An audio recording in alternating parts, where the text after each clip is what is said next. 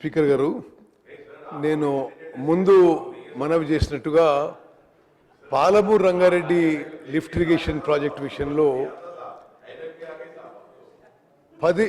10 June 2015లో దీని Jio issue అయింది.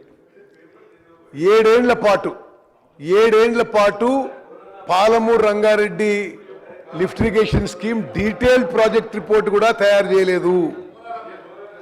2022లో 7 ఏళ్ల తర్వాత 2022లో ఈ ప్రాజెక్ట్ యొక్క డీటెయిల్ ప్రాజెక్ట్ రిపోర్టు సిడబ్ల్యూసికి సబ్మిట్ చేయడం జరిగింది. అదేవిధంగా మీడియాలో మాజీ ముఖ్యమంత్రి కేసీఆర్ గారు పాలమూరు రంగారెడ్డి ప్రాజెక్టు 90% పనులు చేసిందని చెప్పిండు. మేము అంకెలతో సహా నిరూపిస్తాం. పాలమూరు రంగారెడ్డి ప్రాజెక్టుపై కేవలం 35% ఖర్చు పెట్టి పదే వాళ్ళు 90% పనులు చేస్తామని అవాస్తవాలు అసత్యాలు ప్రజల్లోకి తీసుకుపోతున్నారు. అదేవిధంగా పాలమూరు రంగారెడ్డి ప్రాజెక్టులో జియో 2015లో ఇస్తే అగ్రిమెంట్ 2016లో చేస్తే 2022లో డీటెయిల్ ప్రాజెక్ట్ రిపోర్ట్ తయారు చేసి సిడబ్ల్యూసికి ఇవ్వడం జరిగింది. డిపిఆర్ విషయంలో డిపిఆర్ తయారు చేసి సిడబ్ల్యూసికి ఇచ్చే లోపు ఆనాటి ప్రభుత్వం 20,000 కోట్లు ఖర్చు పెట్టిన విషయం కూడా నేను మనవి చేస్తున్నాను. అదేవిధంగా మాటికి 90% పనులు చేసినామంటారు. ఉమ్మడి మహబూబ్నగర్ జిల్లా ప్రజలకి ఈ వేదిక ద్వారా చాలా స్పష్టంగా తెలియజేస్తున్నాం. ఆయకట్టు కాలువలకి ఏదైతే రైతులకి నీళ్లు చేరడానికి ఆయకట్టు కాలువలకి ఒక్కెకరం కూడా ల్యాండ్ అక్విజిషన్ చేయలేదు.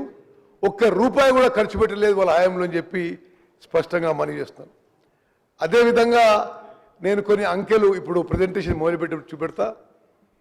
ఏ విధంగానైతే కాళేశ్వరం ప్రాజెక్టుకి గత ప్రభుత్వం వేగవంతంగా క్లియరెన్సెస్ అప్రూవల్స్ చేయించి సుమారు 90,000 కోట్లు ఖర్చు పెట్టినరో పాలమూరు రంగారెడ్డి ప్రాజెక్టుకి ఏ అప్రూవల్స్ ఏ క్లియరెన్సెస్ తీసుకురాలి. కాళేశ్వరం ప్రాజెక్టుకి 90,000 కోట్లు ఖర్చు పెట్టినరు. అదే సమయంలో పాలమూరు రంగారెడ్డికి కేవలం 27,000 కోట్లు ఖర్చు పెట్టిన విషయం కూడా నేను మనవి చేస్తున్నాను. ప్రతిపక్ష నాయకులు మీడియాతో మాట్లాడుతూ పాలమూరు రంగారెడ్డి మేము 90% పనులు చేసినాం, వీళ్ళు వచ్చిన తర్వాత ₹1 ఖర్చు పెట్టలేదు, తట్టెడు మట్టి ఎత్తలేదని చెప్పి విమర్శలు చేశారు. కాంగ్రెస్ ప్రభుత్వం వచ్చిన తర్వాత Palamuru Rangareddy lift irrigation scheme పై 7,000 కోట్లు ఈ ప్రభుత్వం ఖర్చు పెట్టడం జరిగింది. అదేవిధంగా 67 లక్షల క్యూబిక్ మీటర్ల అర్త్ వర్క్ చేయడం జరిగింది. 7 లక్షల క్యూబిక్ మీటర్ల కాంక్రీట్ వర్క్ చేయడం జరిగింది. 9 కిలోమీటర్ల ప్రెజర్మెంట్స్ వేయడం జరిగింది. ఆ రోజు డిసెంబర్ 23కు 2 నెలల ముందు పాలమూరు స్కీమ్కి కేవలం 1 పంపు ఆన్ చేసి కొన్ని గంటలు నడిపించి దాన్ని స్విచ్ ఆఫ్ చేశారు. మేము వచ్చిన తర్వాత మరో 11 పంప్స్ ఇన్స్టాల్ చేసి ఇది రెడీ ఫర్ కమిషనింగ్. చాలా స్పష్టంగా రికార్డుల ఆధారంగా కాళేశ్వరం ప్రాజెక్టుకేమో 2 నుంచి 3 టీఎంసీలకి పెంచడానికి ముందుకు పోయినరు. పాలమూరు రంగారెడ్డి ప్రాజెక్టుకేమో 1.5 టీఎంసీ నుంచి 1 టీఎంసీ పర్ డే తగ్గేయడానికి గత ప్రభుత్వం కుట్ర చేసిన విషయం కూడా నేను మనవి చేస్తున్నాను. అధ్యక్ష, మీ ద్వారా రాష్ట్ర ప్రజలకు తెలియజేస్తున్నాం, మా ప్రభుత్వం వచ్చినాడు 40,000 కోట్ల బిల్లు పెండింగ్ పెట్టిపోయిన గత ప్రభుత్వం. దాంట్లో 10,900 కోట్ల రూపాయలు కేవలం ఇరిగేషన్ బిల్సే పెండింగ్ పెట్టిపోయిన ఘనత గత ప్రభుత్వానికి ఉంది. అధ్యక్ష, పాలమూరు రంగారెడ్డి ప్రాజెక్టుకి హైడ్రాలజీ క్లియరెన్స్ లేదు, ఎన్వైరన్మెంట్ క్లియరెన్స్ లేదు, irrigation planning clearance, BC ratio approval లేదు, ఇంటర్స్టేట్ క్లియరెన్స్ లేదు. అదేవిధంగా ఇప్పుడు మేము కొన్ని డాక్యుమెంట్స్తో సహా నిరూపిస్తాం.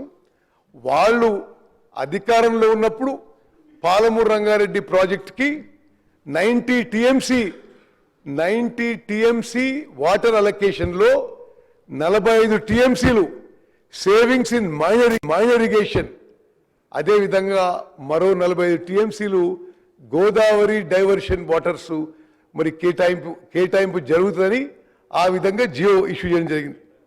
అదే ఏ విధంగానైతే ఆ 90 టీఎంసీని 45 టీఎంసీలు సేవింగ్స్ ఇన్ మైనర్ ఇరిగేషన్, 45 టీఎంసీలు మరి గోదావరి వాటర్ డైవర్షన్, అదే విధంగా మా ప్రభుత్వం కూడా ముందుకు పోతుంది.